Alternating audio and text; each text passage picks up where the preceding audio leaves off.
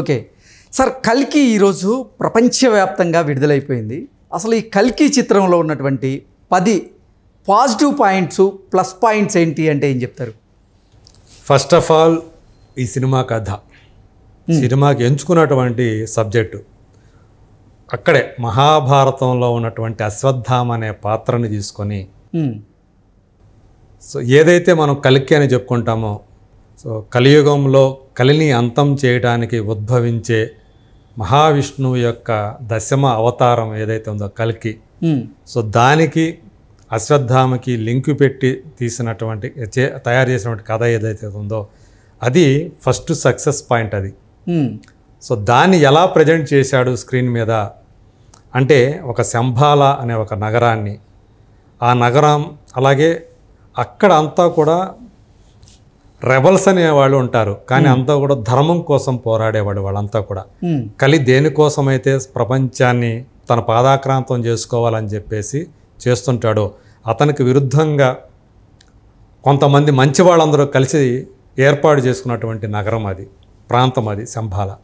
So దాన్ని ఆయన కల్పించిన తీరు ఏదైతే ఉందో ఆ విజువల్స్ పరంగా అది ఇంకొక ప్లస్ పాయింట్ అని చెప్పాలి. అట్లాగే అశ్వత్థామ అనే క్యారెక్టర్ ఏదైతే ఉందో ఆ క్యారెక్టర్లో అమితాబ్ బచ్చన్ చూపించిన విధానం, ఆ క్యారెక్టర్ని తీర్చిదిద్దిన విధానం, ఆ క్యారెక్టర్కి అలాగే ఎవరినైతే కల్కిని భగవంతుడిని తన గర్భాన మోస్తున్నదో ఒక స్త్రీ, సుమతి అనే స్త్రీ, ఆ రెండిటికి సుమతికి అశ్వత్థామ అనే పాత్రకి లింకు చేసిన విధానం. అంటే శ్రీకృష్ణ పరమాత్ముడు వారు అశ్వత్థామకి ఇచ్చినటువంటి శాపం, అవును, వీటన్నిటి గురించి ప్రస్తావిస్తూ క్లియర్గా అందరికీ అర్థమయ్యే విధంగా తెలియజేశారా స్క్రీన్? అవును, అది మొదట్లోనే ఉంటుంది. అదే నేను అంటున్నా, కురుక్షేత్ర మహాసంగ్రామంలో కురుక్షేత్రంలో ఏదైతే వేదిక ఉంటుందో అక్కడ అందరూ కూడా ఆ శవాల గుట్టల మధ్య అతనికి శాపం ఇస్తాడు. అంటే అక్కడ శ్రీకృష్ణుడిని సంహరించాలని చూస్తాడు అశ్వత్థామ, కానీ శ్రీకృష్ణుడు కదా, ఆయనకి తను ఎప్పుడు తన అవతారాన్ని చాలించాలో ముందే డిసైడ్ చేసి పెట్టాడు కదా. సో దాన్ని తప్పించుకొని నువ్వు నన్ను చంపాలనుకున్నావు, కానీ నువ్వు నువ్వు నువ్వు ఎప్పటికీ నీకు చావు లేకుండా కానీ చాలా బాధలు పడుతూ ఉంటావు, నీ గాయాలు ఓడుతూ ఉంటావు, అదే నువ్వు బతుకుంటావు కానీ బాధపడుతూ ఉంటావు అని శపిస్తాడు. మరి దీనికి ప్రాయశ్చిత్తం లేదా అంటే చెప్తాడు దానికి ప్రాయశ్చిత్తం కూడా. సో ఎప్పుడైతే చివరి అంటే ఒక ఈ దశావతారాల్లో చివరి అవతారం అంతరించబోతా ఉంది, కలియుగం రాబోతుంది, కలియుగం అంతంలో నేను వస్తాను, సో అప్పుడు నీకు అది ప్రాయశ్చిత్తం కలుగుతుందని చెప్తాడు అది. సో దీంతో ఇది ఓపెనింగ్ అనమాట. సో ఇది ఏదైతే ఉందో ఈ కురుక్షేత్రం దీనికి ఇది మంచి ఓపెనింగ్ అనమాట. అంటే ఒక సినిమాకి కావాల్సినటువంటి మంచి ఓపెనింగ్ ఇచ్చాడు. ఓకే, కాకపోతే ఆ తర్వాత కొంచెం ఫ్లాట్ అయింది. ఆ స్క్రీన్ ప్లే కారణంగా ఒక ఎమోషనల్ కనెక్టివిటీ అనేది లేకపోవటం వల్ల కొంచెం ఫస్ట్ హాఫ్ అయ్యేటప్పటికి కొంచెం డల్ అవుతాం. బట్ అదే సెకండ్ హాఫ్ ఎక్కడ నెమ్మదిగా అలా తీసుకెళ్ళాడు.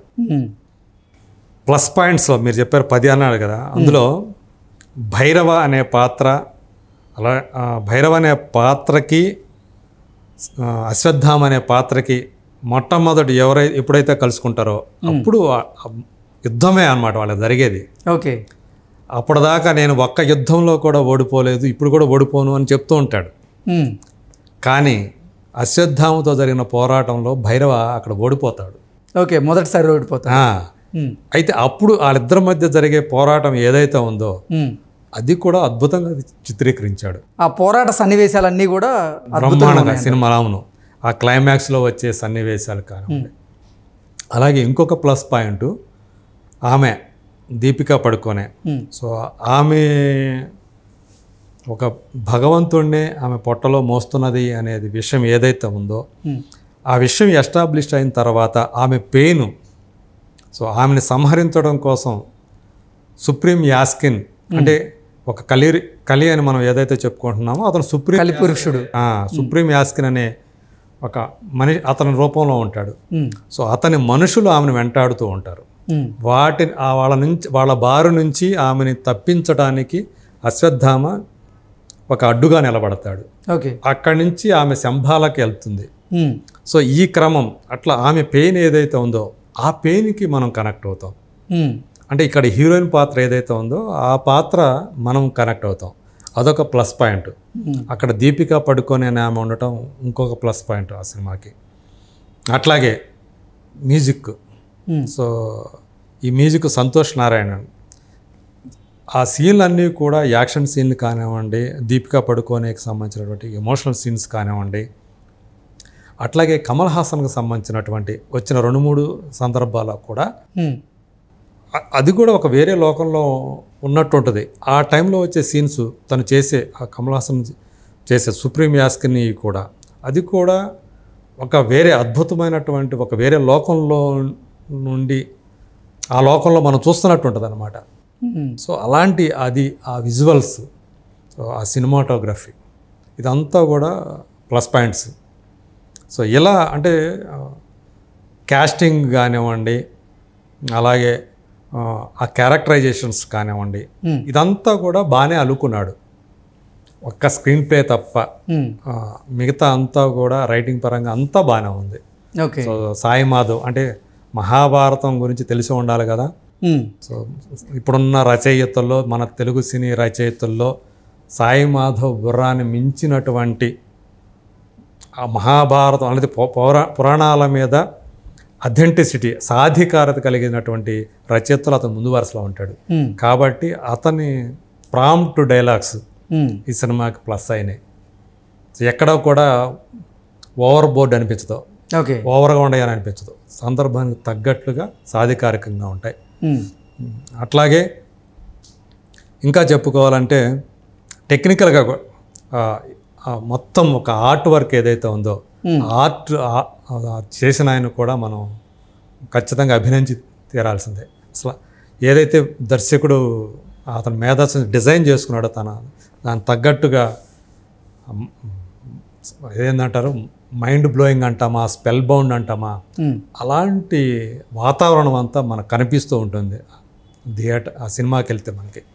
సో అలా చూసుకుంటే ఎన్ని చిన్న మైనస్ పాయింట్స్ ఉన్నాయి. ఆ మైనస్ పాయింట్స్ ఏంటి? ఇప్పటి వరకు మీరు ప్లస్ పాయింట్స్ ఏంటి అనేది చాలా క్లుప్తంగా చెప్పారు. ఇప్పుడు మైనస్ పాయింట్స్ ఏంటి?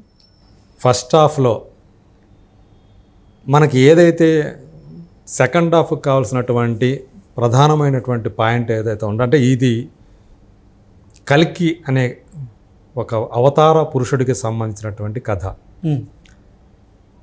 అవతార పురుషుడు ఇందులో ఉండడు, కనిపించడు.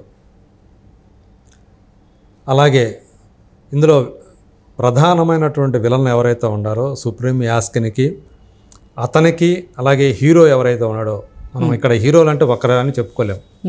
ప్రభాస్ చేసినటువంటి భైరవ పాత్ర ఉంది, అమితాబ్ బచ్చన్ చేసినటువంటి అశ్వత్థామ పాత్ర ఉంది. వీళ్ళిద్దరికి అసలు క్లాషే లేదు. అదొక మైనస్ పాయింట్. సో ఇక్కడ సుప్రీం యాస్కినికి ఒక దళాధిపతిగా లేదా ఒక కమాండర్గా ఉండే మనస్సు అనే ఒక క్యారెక్టర్ తోటే వీళ్ళు ఫైట్ చేయడం కనబడుతుంది. అసలైన మెయిన్ విలన్ తోటి వీళ్ళు అసలు ఒకరినొకరు ఢీ కొనటం అనేది జరగల. అదొక మైనస్ పాయింట్. ఒకవేళ ఢీ కొనటం కనుక జరిగి ఉన్నట్లయితే క్లైమాక్స్లో అయినా సరే అది ఇంకో లెవెల్లో ఉండేది. అట్లాగే హీరోకి సంబంధించి ఏదైతే ఒక హీరో అంటే మనం ప్రభాస్, ఇది కేవలం ప్రభాస్ సినిమాగానే చాలామంది చూస్తారు. కానీ సినిమాకి వెళ్ళిన తర్వాత ప్రభాస్ని మించి అమితాబ్ బచ్చన్ క్యారెక్టర్ కనిపించడం, ప్రభాస్ని మించి దీపికా చేసినటువంటి సుమతి క్యారెక్టర్ కనిపించడం, ఇది ఒక మైనస్ అయింది. అలాగే ఒక టపోరీ క్యారెక్టర్ లాగా మలచడం, ఒక్క క్లైమాక్స్ తప్ప అప్పుడు దాకా హీరో భైరవ పాత్ర ఏదైతే ఉందో అతను హీరోయిన్కి కల్కిని మోస్తున్నటువంటి ఒక భవంతుని మోస్తున్నటువంటి ఆమెకి కష్టం కలిగించే పనులు చేయటానికి, ఆమెని శత్రువులకు అప్పగించడానికి అతను ప్రయత్నం చేయటం. సో ఈ క్రమంలో అతను దాంతో ఏంటంటే మనం అతనితోటి కనెక్షన్ మిస్ అవుతాం. ఓకే. సో మనం అమితాబ్ బచ్చన్ క్యారెక్టర్తో కనెక్ట్ అవుతాం, దీపికా పడుకునే క్యారెక్టర్తో కనెక్ట్ అవుతాం, అట్లాగే శోభన క్యారెక్టర్తో కనెక్ట్ అవుతాం. వీళ్ళందరూ కూడా ఆమెను కాపాడుకోవడానికి ప్రయత్నం చేస్తూ ఉంటే హీరో వచ్చి అందుకు విరుద్ధమైన పనులు చేయటం.